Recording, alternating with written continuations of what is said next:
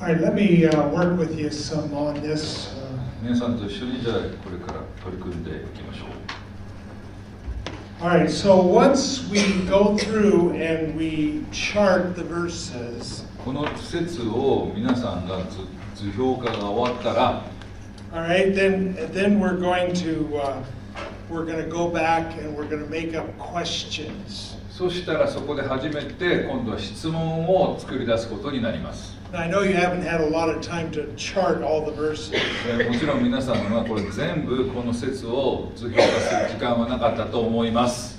But I want to show you how to make up questions now for what we've charted so far. で、皆さんとここまでやった、図表化したことに対してどういうふうに質問を作り出したらいいかを皆さんに説明いたします。So, what I need to do first is make sure I have charted the information out. この情報を図表化したとします。And then I want to come back and I want to make up some questions. それから質問をします。All right, so notice the first thing I observed here. ここで一番最初にですね、私が、観察したのは、Immediately, Jesus made his disciples get in the boat and go to the other side. すぐにイエスは弟子たちを船に乗せて向こう岸へ敷いて向こう岸へ行かせた。All right, so I can ask the question. ですから私は質問します。What 何が did Jesus ask? 何を That's not the right word. イエスは何を What did Jesus tell the disciples 弟子たちに to do? やるように言われたか。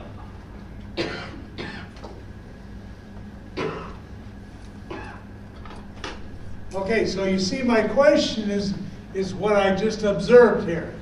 私の質問というのはこの観察を導き出したところから生まれます。当然これとこれをリンクしてなければならない。 All right.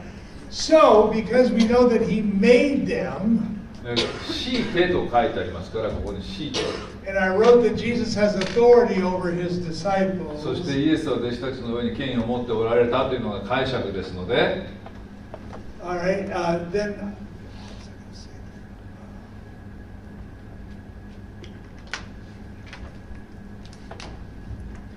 okay, why なぜ did the disciples 弟子たちは go? All right. 向こう岸へ行ったんでしょう。行ったのか。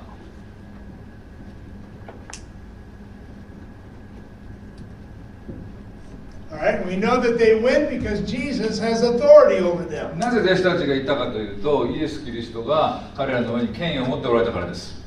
All right, application question. で今度は適用質問。All right, how どのように、much どれほど authority does Jesus イエスは have over your life? あなたの人生の上に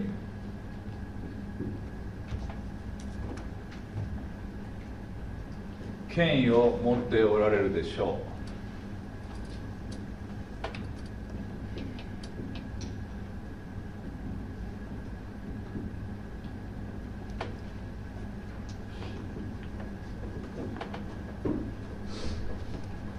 And so I'm going to use my answer up, my application up here to help me to answer that question with the group. ですからここの空欄で今出した質問の答えというのは必ずその前にあるはずです。Okay. And then right here with this idea of Bethsaida, I will ask the question, where ベスサイダへっていうのは、 Did Jesus send どこへ the disciples? イエスは弟子たちを送られたか。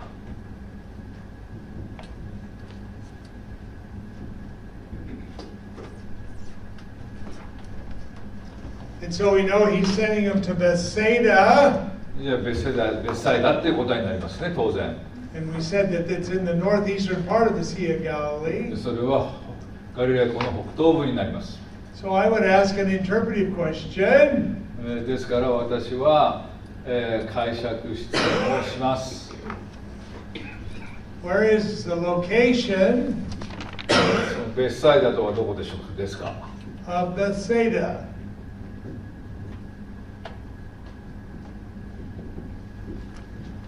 どこですか。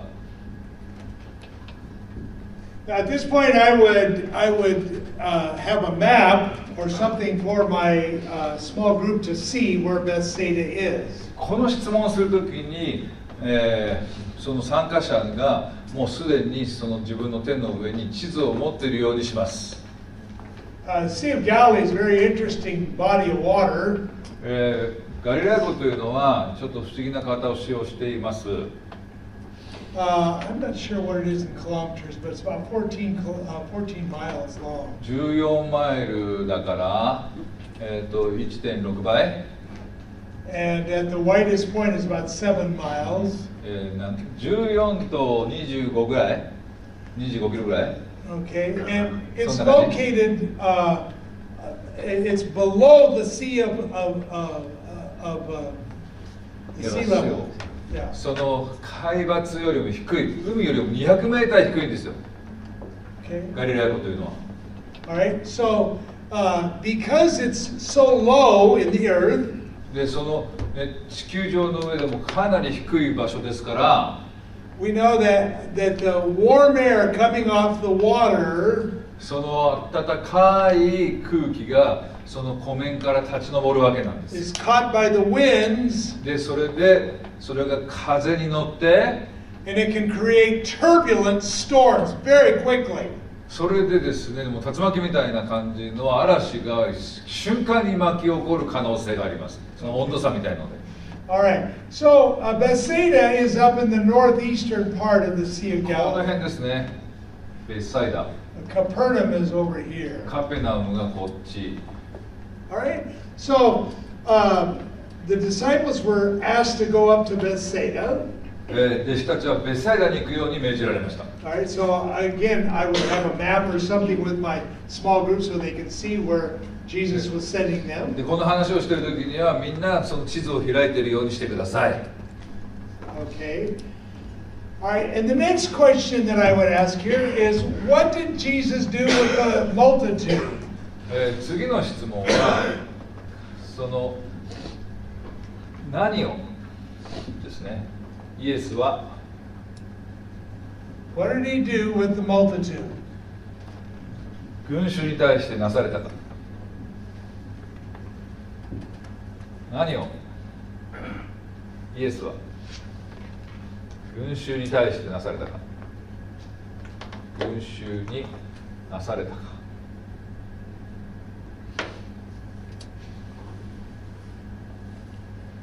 So again, this is an observation question. でこれは、観察質問ですよね。 All right. And so now I'm going to move to an interpretation question. 次には解釈質問に移ります。 Why なぜ did the crowd go?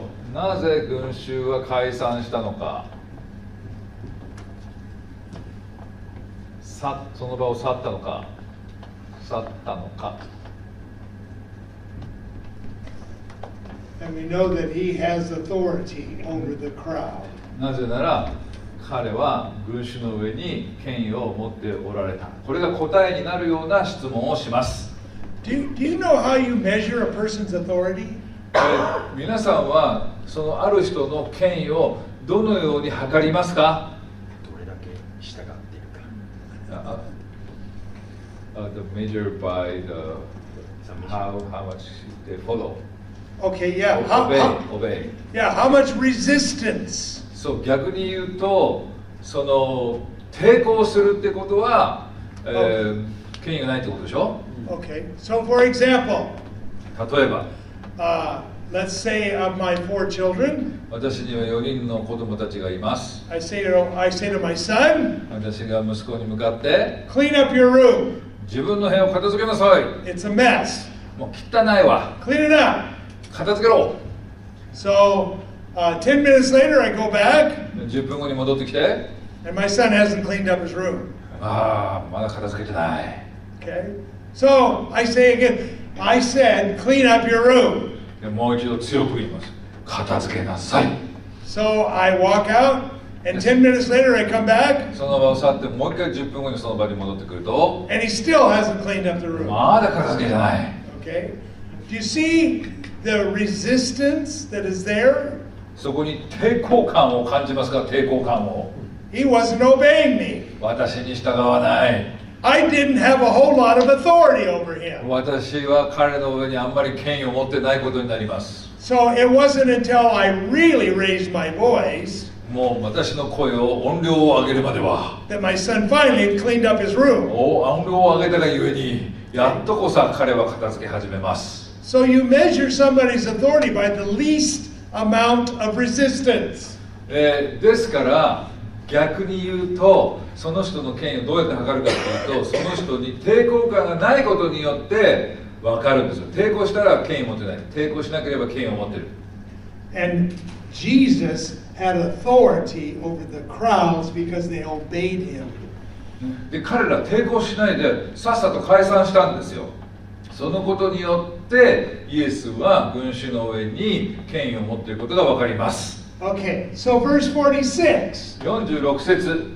All right, it says, and when he sent them away, he departed to the mountain to pray. 彼らを向こう岸に行かせた時、山へ行かれて祈られた。 Okay, so my observation question, 私の観察質問は、 what 何が did 何を Jesus イエスは do after されましたか？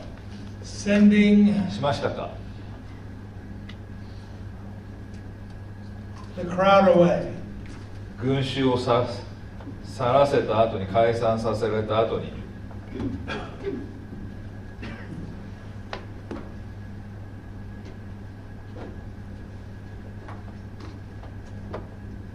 させた後、何をしましたか？ Okay, so I asked the observation question で、私は今観察質問を作りました。 as they look at their text. で、彼らがその、聖書本文を見ればそこに答えが載ってるわけですよね。 They see that their text says that when he sent them away, he departed to the mountain to pray. 山に行かれて祈られた。 Okay, so my interpretation question now is why 今度は解釈質問は私の。なぜ did Jesus なぜイエスは go to pray? その場を去って祈られ、その場を去り、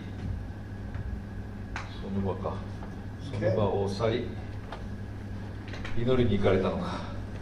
All right, now I want you to notice something.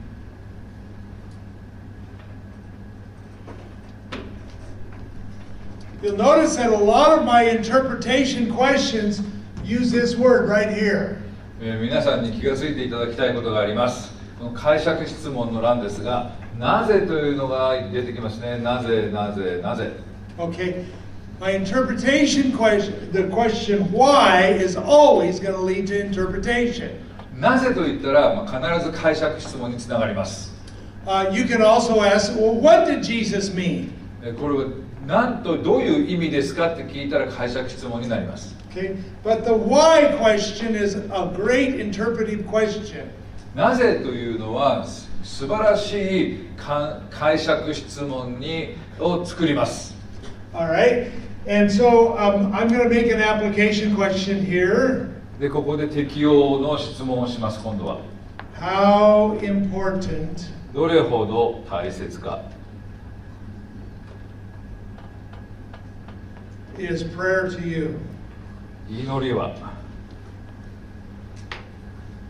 あなたにとって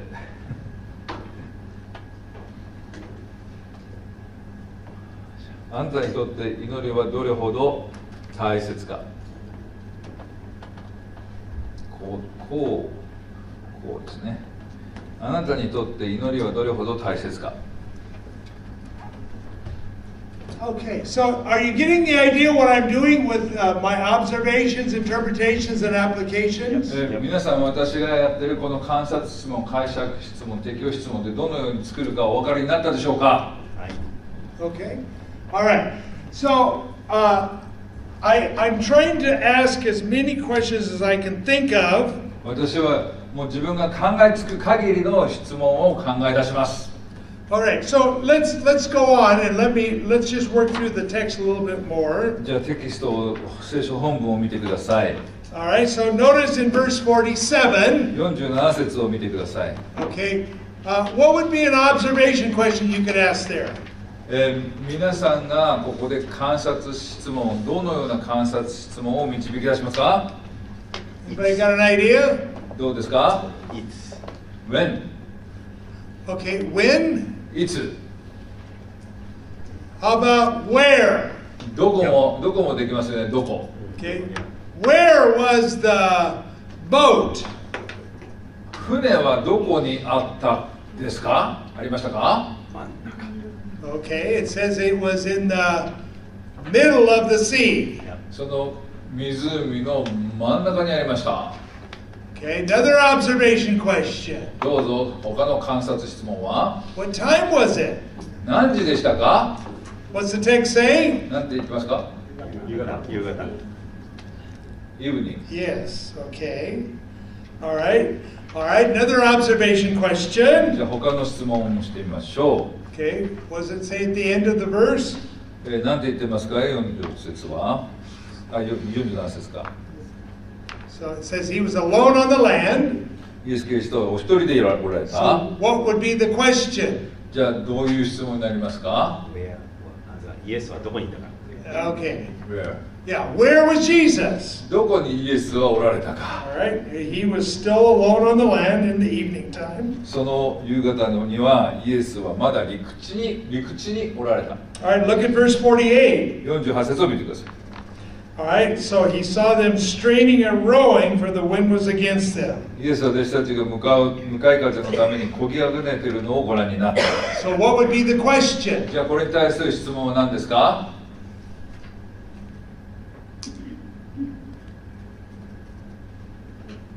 Huh? は何を弟子たちを困っていたか。？What the disciples had trouble? What kind of trouble? Okay, yes. They Okay. had. Yeah, what kind of trouble happened to the disciples? どんな問題が弟子たちに、あったんでしょうか？ Okay, so the wind was against them. 向かい風だった。 All right. So we know that if the wind is against you, そのね、向かい風であなたに風当たりが強いと、 anybody ever tried to row a boat? 皆さんそういうところで船を漕いだことありますか？ Huh? You never tried to row a boat? いや、あります。はい。 If the wind is against you, もし向かい風だったら、 it's already hard rowing. もう大変ですよ、漕ぐのは。 But when the wind is against you, it makes it almost impossible. もう本当にそれはもう不可能に近い。 Okay. 強い風だったら。 All right. All right, let me make an application here. じゃあここでですね、適応を考えてみましょ Do you ever feel like the wind is against you? う。なんかあなたは向かい風っていうのを人生で感じたことありますか？ Do you 向 know かい what? 風。 Go ahead. Do you know what I mean by that? どういう意味か分かりますよね、言ってることね。わかります。You're trying to do something that Jesus has asked you to do, イエス・キリストが言われたことをやろうとしているのに、 and you don't seem to be going anywhere. なんかどこにもなんか進んでいかない感じ。 It's like the wind is against me. なんかあたかも風が自分に向かって吹きつけているような感じ。 I find that happen often. 私はそのような体験をしばしばいたします。Jesus wants me to do something, イエス・キリストが私にやってほしいことをやろうとすると、 and I'm just having so many problems doing what he asked me to do. だからやろうとするといろんな問題が起こり始める。 Okay. All right, now, Sade. what does the text tell us next? 次の聖書箇所は何と言っているでしょ Observation. う。そ What does the text tell か us? 観察。49節になります。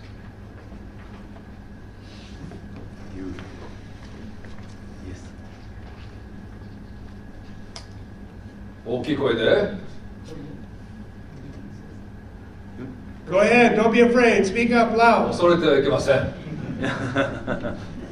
大きい声で言ってください。 Okay, it says at the fourth watch of the night he came to them. その歩いてキリストが来られた。違うか、48今。あ、違う。48彼らに近づいて行かれたが、そのままそばを通り過ぎようとのおつもりだった。48でした。ごめんなさい。 Okay, all right, so the observation question. ここでの観察は何になりますか？観察質問。何時か What time? Yeah, what time did Jesus come to the disciples? イエスは弟子たちのところに来られましたか？ Okay, anybody know what the fourth watch is? Does your text use that? Fourth watch? No. What does it say? So, 3 o'clock in the morning. Okay, yeah, all right. Okay, so in the English version it says the fourth watch. で、これは第4の時を指すっていう第4時の刻を指すみたいな、 Okay, そういう言い方で書いてある聖書もありますよね。はい So it's important to understand this. で、その4の時間のシステムについて知ることは大切なことです。 There were 4 watches in the night. 夜には4刻ある、4つの時刻がある。 All right, the first watch started at 6 p.m. to 9. 最初の時刻は6時から9時にを意味します。 The second watch was from 9 to 12. 2番目の時刻は9時から12時を指します。 The third watch was from 12 to 3 a.m. 第3時の時刻は12時から3時を指します。 And the fourth watch was from 3 a.m. to 6 a.m. 第4の時刻は午前の3時から6時を指します。 And so we know that Jesus came to the disciples between 3 and 6 a.m. ですからイエスは実は朝3時から6時の間に彼らのところに来られたことになります。 Now this is very interesting これは興味深いことですね。 because when does the text tell us that he saw them in trouble? いつ何時にイエスは彼らがこぎあぐねているその問題を見られましたかということですね。 When? いつですか？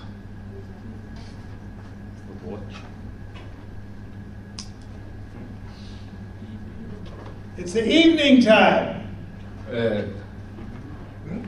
どういうことだ？ Okay. All right. Sometime. ちょっと待って、私の頭がこんがらしてたぞ。私だけが分かってなかったりして。私も分かんなかった。分かんなかった。 Okay. But Jesus saw them in like a fourth watch, right? He came to them in the fourth watch. Yeah, but when When did he see them first in trouble? Okay, okay.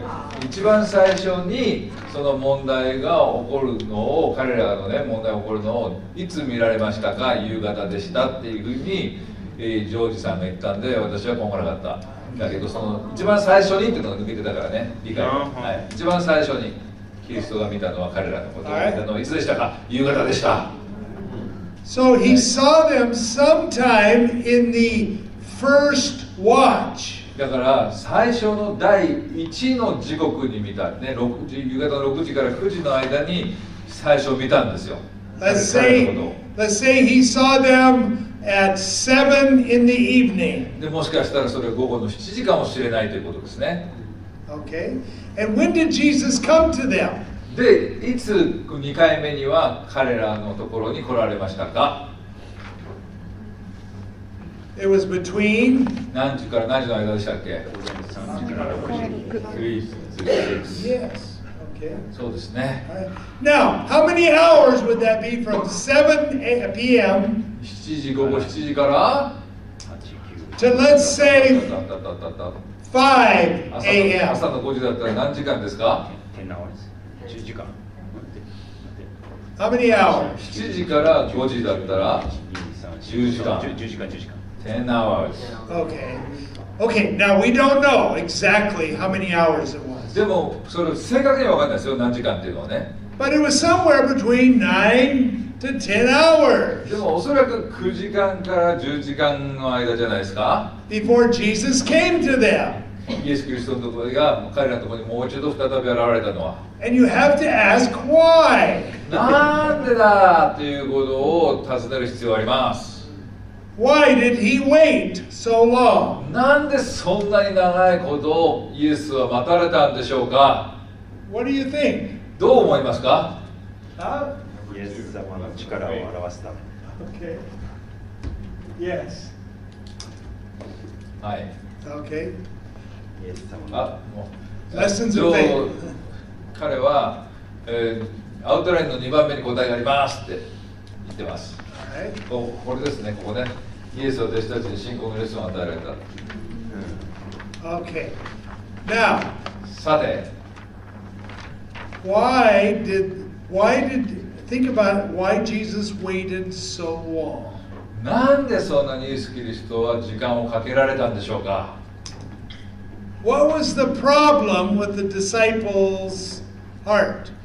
彼らの心にはどういう問題があったんでしょう。弟子たちの心にはどういう問題があったんでしたっけ。ハード。 Yeah. 硬い。 If you have a hardened heart, もしあなたが硬い心があったら can you learn? 学べますか？ No. So do you see what Jesus had to do? イエス・キリストは何をしなくちゃならなかったか、その硬い心に対して。 He had to wait a long time 待たなきゃならなかったんです。何時間も。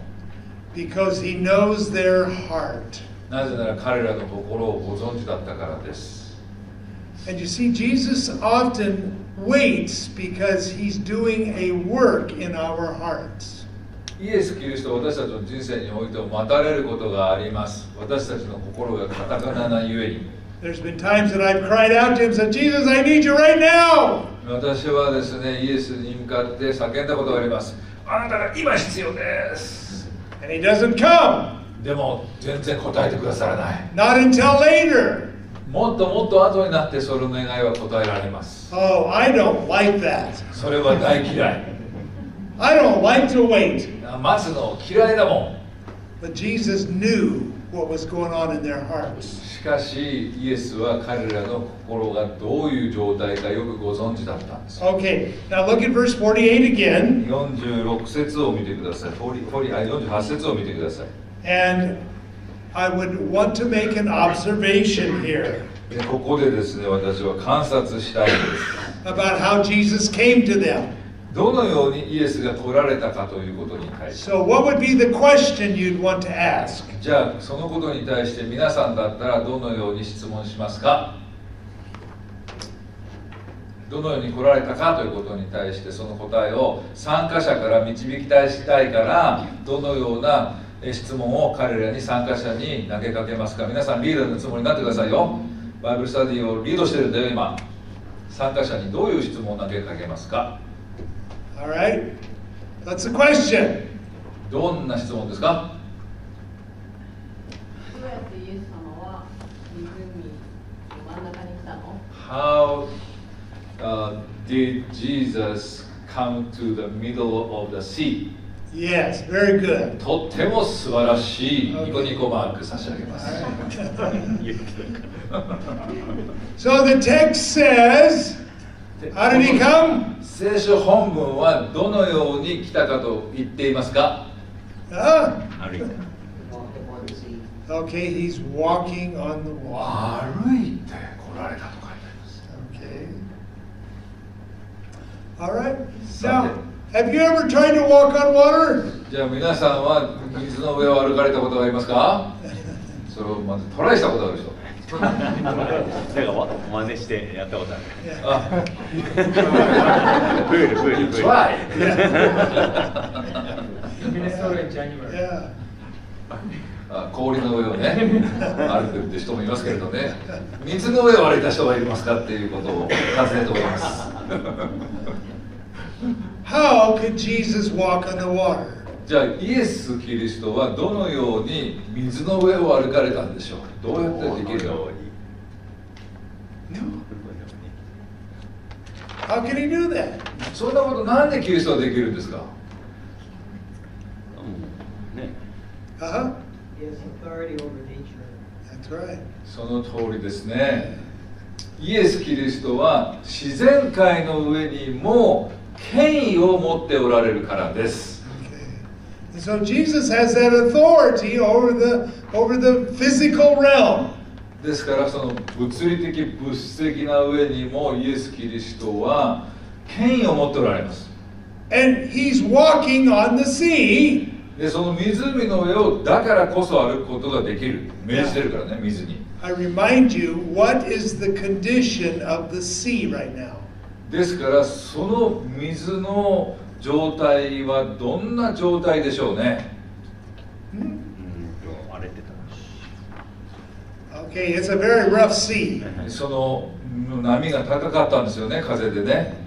When I was in the Sea of Galilee, I was told that when the winds blow really hard, 私がガリラヤ湖を訪れた時、私はある人から聞きました。 the, ものすごい風が吹くと、 the waves can be as tall as I am. パスターダンの身長ぐらいの波になるそうです。 And you remember other stories where they were in the boat and the boat was filling up with water? 他の時にイエスと一緒に船に乗ってる時がありましたね。そのストーリーありますよね、聖書の中に。 Okay. で、波がかぶって船の中に水が入ってきちゃったって話あるじゃないですか。 So these windstorms would create violent water reaction and big waves. ですから風がものすごい吹くとものすごい変化を起こして高い波が立つようになります。 Do you think Jesus was having a hard time walking on this water? でこのような波の中をイエス・キリストは歩いていくんですけど、キリストにとってそれは難しいことでしょうか？こんな感じ。 Here comes a big wave. あ、来た、波が来た。 What's he gonna do? どうすりゃいいんだ。 Is he gonna dive underneath the wave? でそのバチャーンってその間をねダイブして波の中を通り抜けるんでしょうか？ Jesus does not have any trouble walking on the water. 水の上を歩くの何の問題もないです、イエスは。 And that wave's coming, 波が来たら and when it gets to him, it's gonna part. でもわかりますか？自動ドアみたいに。 Jesus walks on the water. イエスは水の上を歩かれました。 Okay. Now look at the end of verse 48. 48節の最後を見てください。 All right. What do you see there? 何をあなたはそこに見ることができますか？ What happened when Jesus gets near the boat? その船に近づいた時にどうしたの？通り過ぎようとして。いや、he's gonna go Yeah. through. The text says he would have passed them by. Yes, yes. でももう通り過ぎようとしてたというふうに聖書本文には書いてあります。 Okay, now what would be a good interpretation question there? じゃあここでのその解釈質問、どんな良い解釈質問を皆さんは考えることができますか？なんで？ Why? Yes. Why? そうですね。なんで？ Okay. Now, can you see him walking? 皆さんイエスが歩いている姿を思い浮かべましたか？ Walking on the water, 水の上を歩いてて、 and you see him get near the boat? その船に近づかれた時に、 Can you see him go, hello? こうやって「はいみんな」ってあったんでしょうか？ It's like he's going to walk right by them. でそうじゃなくてなんか知らないけどそのまま通り過ぎようとしてるんですよ。 Why was he intending to pass them by? なんで通り過ぎようとしたんでしょうか？ What do you think? なぜでしょう？どう思いますか？ Do you not think? あなたは考えたことがないんですか？考えることがないのかな。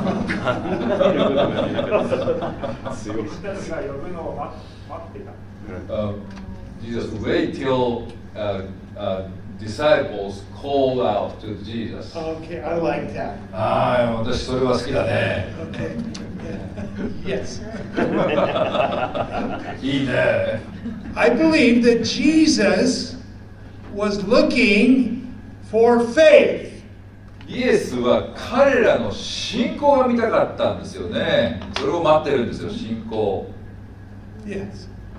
He was looking to see how they would respond to him. ですからイエスはこの弟子たちがその状況に対してどのように応答して反応するかが見たい。Oh, Jesus, it's you. Come, join us. あ、イエスですか。じゃあ来てくださいっていう。We've been out here for many hours. もう何時間もここでね、こきあぐねてるんですよ。Thank you, Jesus, for coming. ありがとうございました。来てくださって。Okay. Is that what they said? そういうふうに彼らは言いましたか？ Okay. All right, look at verse 49. 49節をご覧ください。All right, what's the text tell us? 何を聖書本文が語っているでしょうか。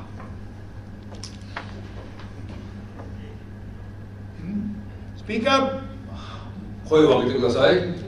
堂々と。勇気を持って。幽霊だと思った。Ghost. They thought they were seeing a ghost. イエスのことを幽霊だと思ったんですよ。Why? なんでですか？もうみんな起こしたのにみんなこっち一生懸命やってたよ。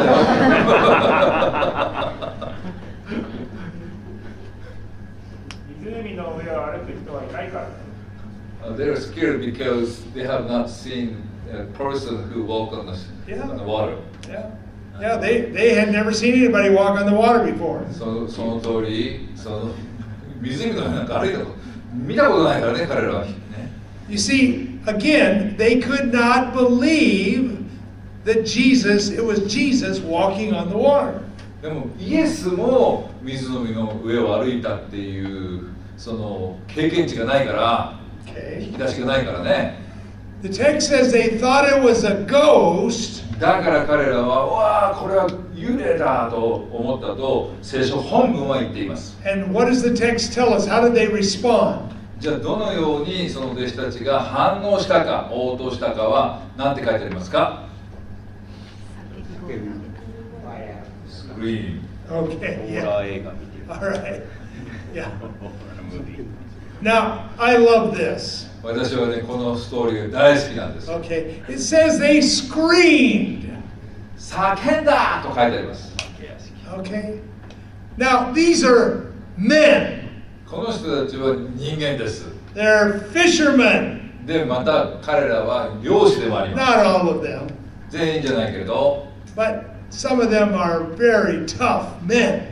でも彼らは何人かは本当にタフな男ですよ。 And you understand that men are not supposed to scream. 男はタフなんだったら叫び声を上げるなんてことはふさわしくない。 Now, I can walk up behind my wife. I can walk and come up behind my wife very quietly. もう私はですね、私の妻のところにそーっと気づかれないように近づくことができます。 And I'll go, boom! 私をわーってして脅かします。 And she screams. で、彼女はキャーって叫ぶ。 But men aren't supposed to scream. でも男は叫ばない。 But that's what the text tells us. にもかかわらず男が叫んだと書いてある。 They were so afraid, they screamed. 本当に怖かった、心底怖かったんですね。だから叫びました。 Because they thought they were seeing a ghost. 本当に幽霊を見ちゃったんだから。 Okay. Now, think about it for a moment. ちょっと考えてください。 Why were they thinking it was a ghost? なぜ彼らは幽霊だと思ったんでしょうか。 Well, it was because of their unbelief. なぜなら彼らの不信仰のです。不信仰。 I remember one time 私は一つのことを覚えてるんですけど、 living in the フ Philippines, ィリピンに住んでる時のこと。 and I had just come back from a trip. で、私はなんか選挙旅行から戻ってきたばっかりだったんです。そのフィリ And ピ I ン was really tired. 私はその選挙旅行の上にすっごい疲れてました。 And in the middle of the night, I heard a loud noise. で、なんか真夜中にものすごい音がしたんですよ。 I woke up quickly で、それがと起きました。 and I began to listen. で、聞き始めました。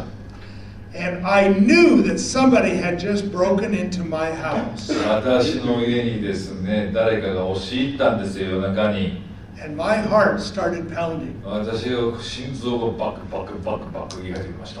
And I could hear him in the living room. うわ、このリビングルームに入ってきたわ。 And so the only weapon I had was a baseball bat. 武器になるものを探したらバットしかない。 And so I went to my bedroom door. 私はですね、そのベッドルームのドアから出て、 And I can hear him across the living room. で、その向こう側のリビングルームにその人がいる。 So I opened the door ever quietly. そーっとそのベッドルームのドアを開けると、 And I'm going to slide down the wall そしてその壁のところを伝って、 to where the light switch is. その、ね、スイッチがあるから電気つけなくちゃいけないから、 Because I don't want to fight him in the dark. 私はですね、このバットでその盗賊とこの真っ暗な中で戦いたくないので、 So as I slide down the で wall, 私はずっとこういうふうに壁を伝いにですね、スイッチの方に向かっていて、 my heart is そう beating. バクバクバクバク。 My imagination is going wild. で、私の想像力はものすごい膨らんじゃって、 And I'm thinking in my mind, で私は自分の中で考えました。 he probably has a knife, 多分ナイフかな、相手は。 and I'm going to have to fight him. それじゃあ、そのナイフを相手に戦わなくちゃいけない、このバットで。 And the more I thought about it, I was sure he had a knife. 分かった。もう絶対に持ってるぞというふうに考え始めました。 And so I got my baseball bat, 私は自分のバットを持って、 and I get to the light switch, そして自分のその部屋のライトに手を伸ばして、 and I can just hear him right over で there. 向こう側にすぐそこに物音がする。 And I hit the light, よし、電気パシッつけ and ました。 I'm ready to fight. でもよし、戦うぞ。 And I look across the room, で、そこの向こう側を見ると、 and it was our cat chasing a rat. で私の飼い猫がそのネズミを追っかけてたんですよ。 And I wanted to kill both of them.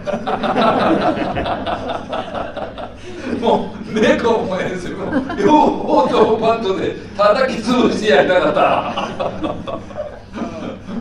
But my mind went crazy. 私の思いは本当に膨らんじゃってね、もう狂っちゃったんですよね、思いが。 And do you understand the disciples' minds were going crazy?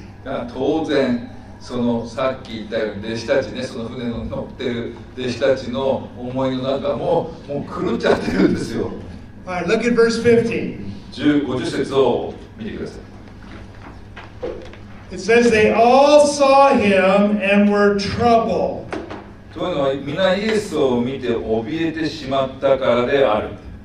They saw that it was Jesus, イエスを見たんですけれど恐れたんですね。 but they were troubled. 恐れたんですよ。怯えてたんです。 Do you see what unbelief does? 不信仰があなたと私に何をもたらすかお分かりになりましたか？ They couldn't believe it was Jesus. 彼らはイエスだって信じられなかったんですよ、それが。 And notice what Jesus does. そしてイエスが何をしたかに着目してください。 It says immediately he talked to them. すぐにイエスは彼らに話しかけられたと書いてあります。 Okay? And he said to them, Be of good cheer. しっかりしなさい。 It is I, do not be afraid. 私だ。恐れることはない。 And so Jesus spoke words of comfort. イエスは彼らを慰める言葉をかけられました。 Jesus said, It's I, it's me. 私だよ、私。 Don't be afraid. 恐れるんじゃない。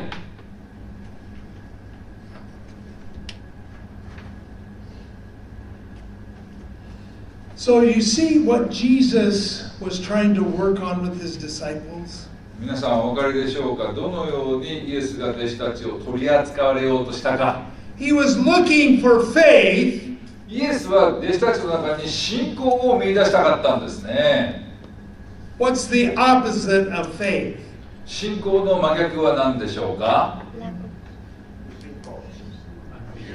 Fear. 恐れ。See? And so you see, Jesus was looking for faith, but he got fear. 信仰を彼らの中に見出したかったのに、彼らの中に恐れを見つけてしまった。And so Jesus had to speak to his disciples. ですからイエスは弟子たちに話す必要性を感じられました。They failed again. もう一回彼らは失敗しちゃったね、そこでね。Now, さて、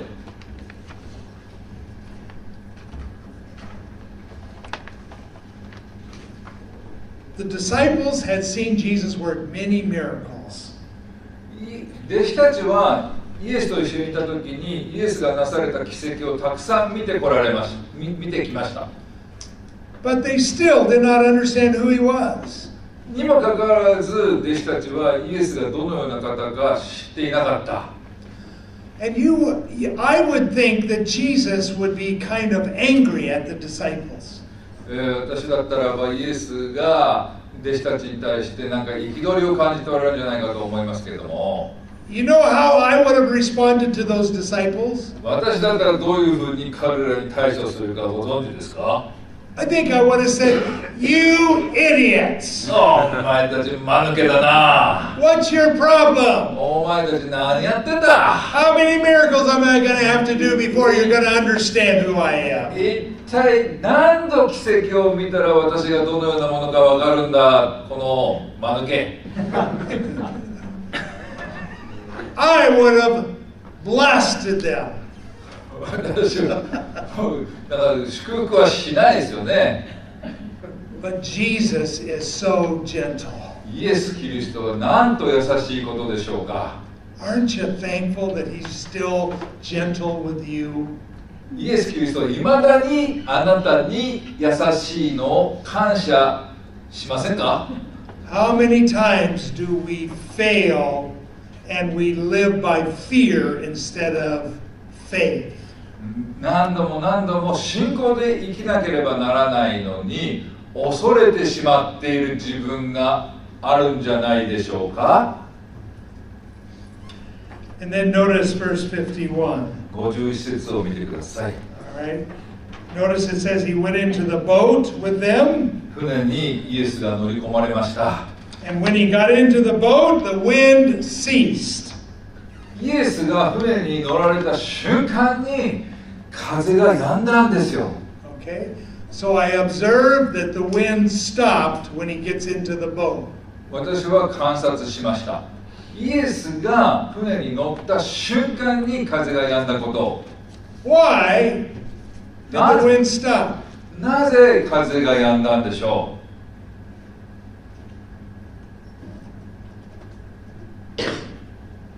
う What do you think? どうあなたは考えますか？考えたことがありますか？ It just suddenly, no storm at all. もうまた風が止んだんですよ。 Okay. どうぞ。 Because the disciples took him in. Okay. All right, you want to say that? Disciples took him in. あ、弟子たちがイエスを船に迎え入れた。 Okay. はい。レッスンが終了したから。はい。レッスンが終了したから。あ、it was the end of lesson. Okay, yes. It's the end of the lesson. Okay. When Jesus got into the boat with them, イエスがを迎え入れた時に彼らが the storm was over. その時にその嵐が止みました。 And do you understand when we recognize his presence in our midst? もし気がついてほしいのはイエスの臨在、イエスの存在感、存在感。 Maybe we've just been through a big, difficult time. で、があった時はですけども、でもし私たちの人生の嵐を体験した時に、and we recognize Jesus was there, イエスがそこにおられるということに気がついたのであれば、 what does Jesus bring with him? イエスは何を一緒にご自身と共に持ってこられるでしょう、伴ってくるでしょう。ピース。 That's right. その通りです。 Jesus calmed the storm. イエスはその嵐を収められます。 And it's a beautiful picture of understanding what happens when we recognize Jesus' presence. これは素晴らしいイメージですね。イエスを迎え入れたら嵐が止まる。 And according to verse 51, 51節によると、 how did they respond? どのようにそのことに対して弟子たちは反応しましたか。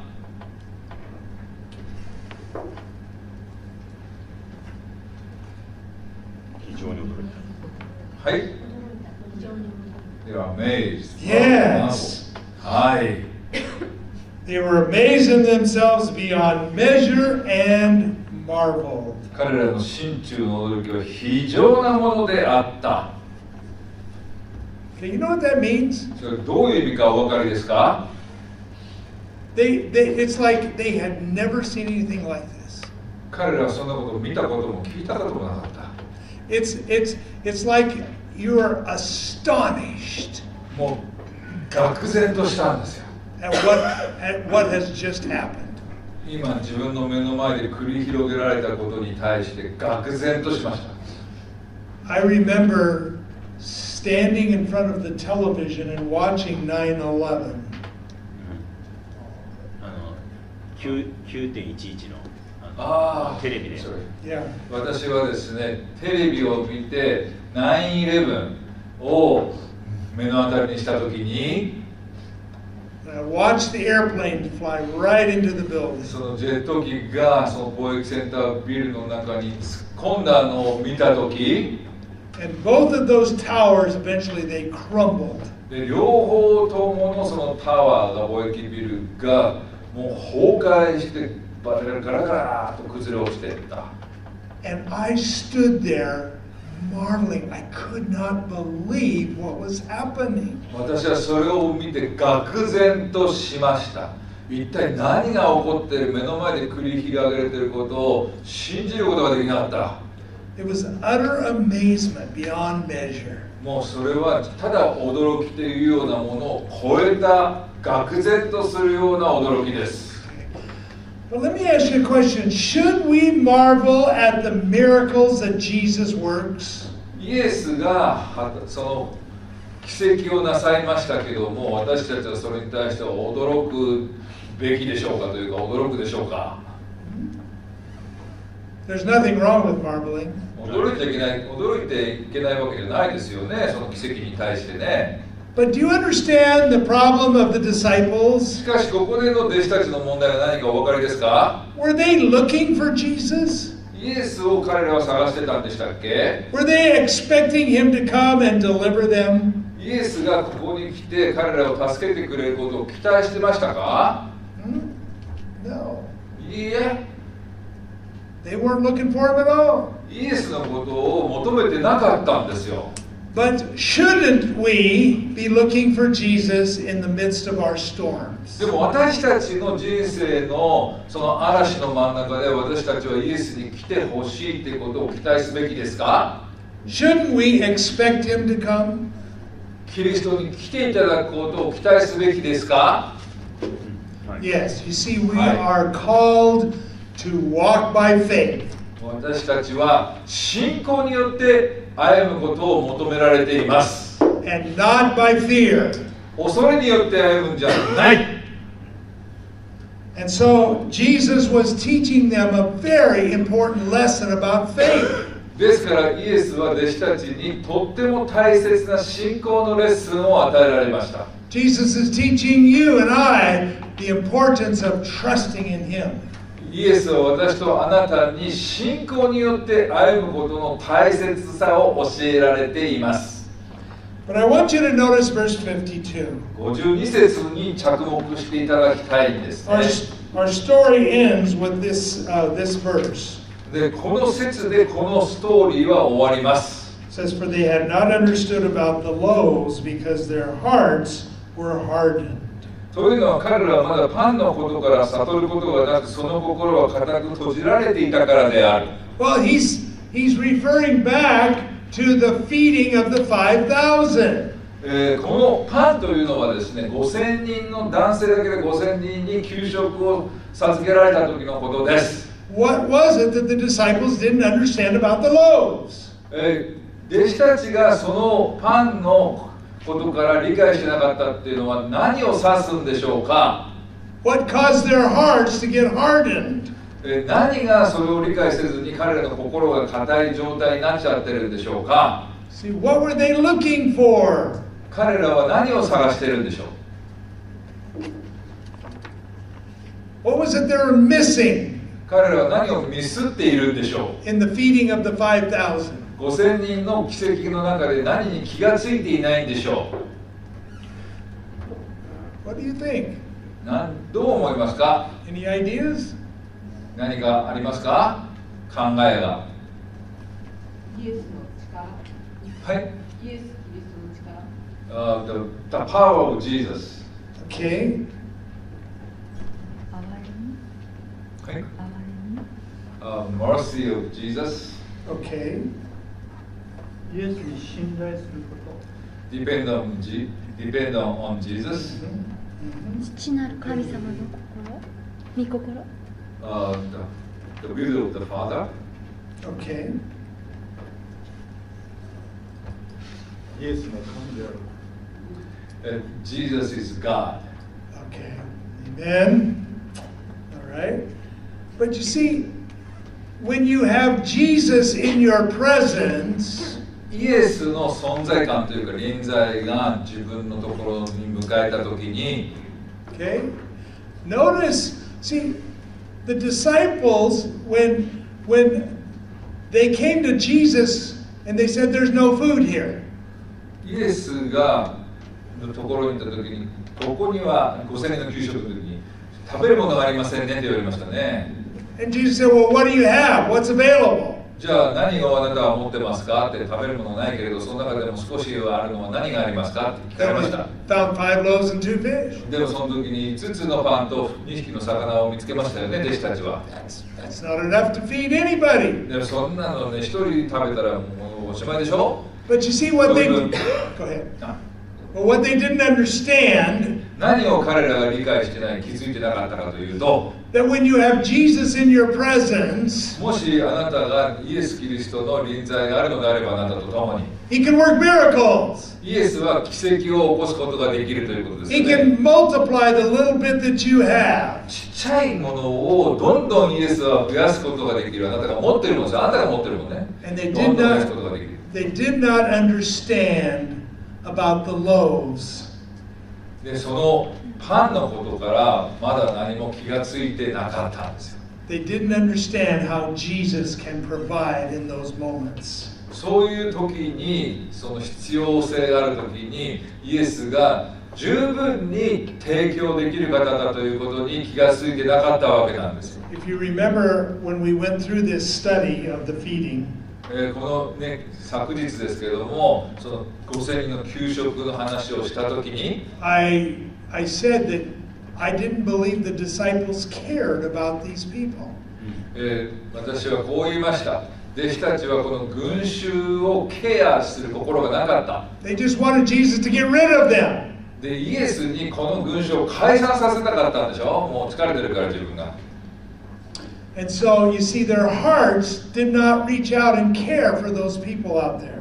ですから彼らの弟子たちの心というのは、その群衆に近寄っていって彼らを世話したりケアしたりするような状態じゃなかった。 And because their heart was hardened, they did not understand. なぜなら彼らの弟子たちの心が固くなだ。そして全く理解してなかったからですよ。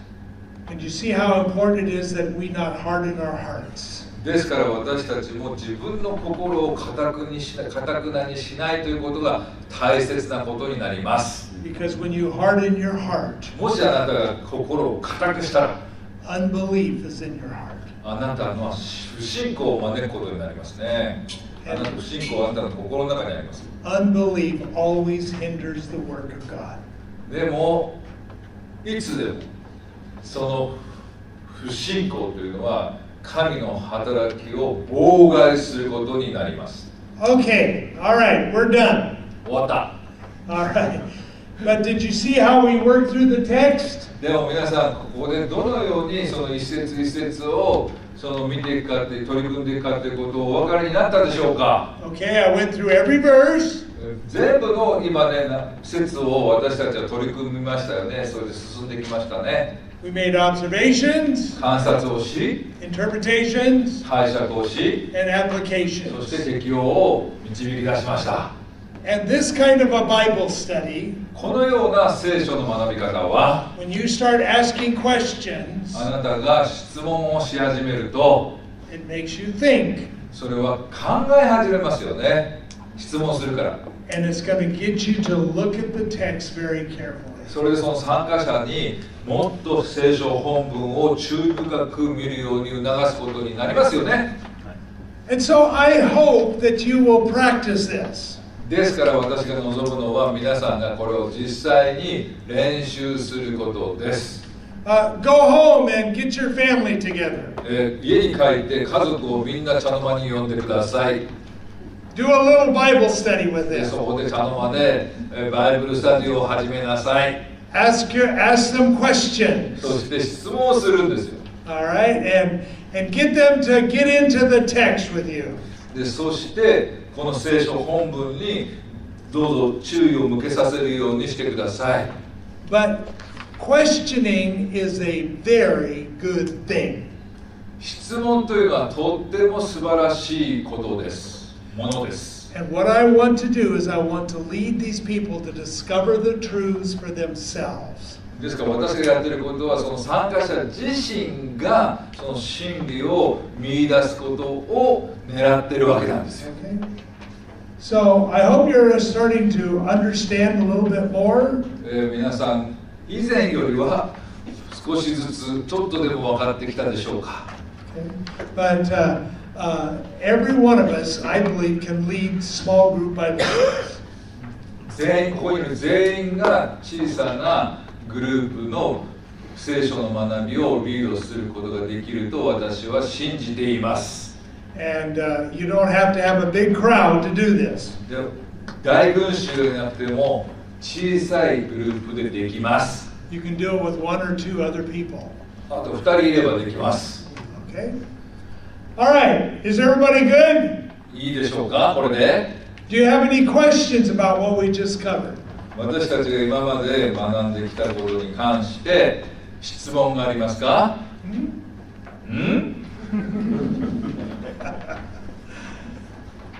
？Everybody understands. みんな理解してるんだ。全部 100% とまで言ってないけれど勝手に言っちゃってるけど。Okay. You are very smart もう people. すっごい賢いみんな。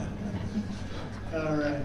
Well, we'll stop here. ここで一旦止めて Okay, I'd like you to just take a break for 5 minutes. 5分休憩を差し上げます。 Okay. 甘いのお菓子後ろにあります。 All right. Let's pray. 祈りましょう。Father, thank you for this lesson 天のお父さん、このレッスンを感謝いたします。 about how we need to operate by faith rather than by fear. 信仰によって私たちが生きるように、恐れではなく。So, Lord, forgive us for those times that we've responded incorrectly. どうぞお許しください。私たちが信仰じゃなくて、全く間違った方法であなたに応答しちゃったことがあることを。And Lord, help us to be men and women who walk by faith.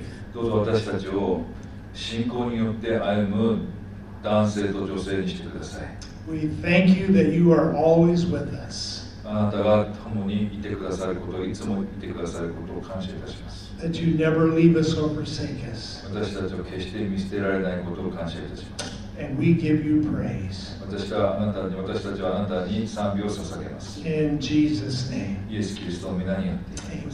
アーメン。Amen. All right, let's take a break. じゃあどうぞ5分休憩してください。